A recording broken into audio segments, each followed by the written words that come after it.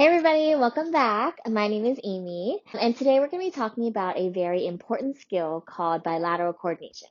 So bilateral coordination is simply using two hands for one activity. One of the most important things is we try to teach independence in everyday life skills. And when working with children, bilateral coordination is really easy to teach or enhance that skill through play.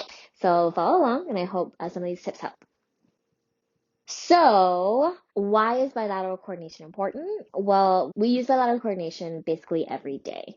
So, for example, something as simple as zipping up a jacket, right? Or opening a bottle. Okay?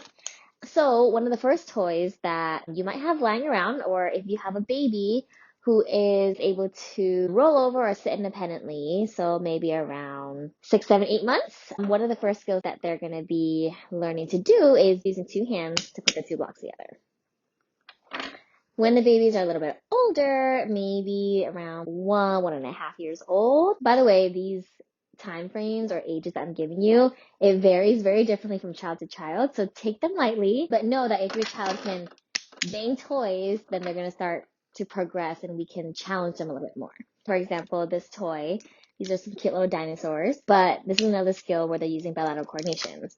So this one, there's not as much precision, whereas here, there's like a little hole and they have to find the hole and coordinate those movements to get it inside and push it together. Moving up from that skill, this is just simple Velcro. These are fruits and vegetables, the pull apart fruits and vegetables. So again, you can pull it apart, put them together. But if you want to go a little bit harder than that and your child mastered that skill that we talked about before, you can have them cut the fruits and vegetables. What they're doing here is holding the fruit and vegetable in one hand with their non-dominant hand, and the dominant hand they're going to use to find out where the slit is and cut. Okay, so it's a little bit harder because there's a little bit more precision than just finding a hole.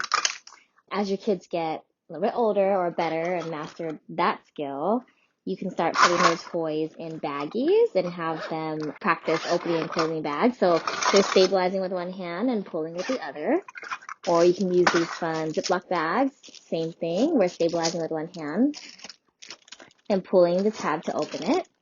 And then this skill is like even harder. It's one of the hardest skills where they have to hold some object and the hole is a lot smaller. Basically, the idea is you're still using two hands for one activity, but the skill gets finer and finer and more precise as we're going on. And to reiterate that, why is this really important? These are just toys, right? But again, in everyday life, if we're trying to put a jacket on because it's cold, it takes a lot of patience and skill to hold the zipper part with one hand and then the other part of the zipper on the other.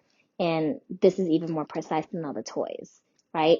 So then once you have that here, you have to kind of switch hands and hold and pull the zipper.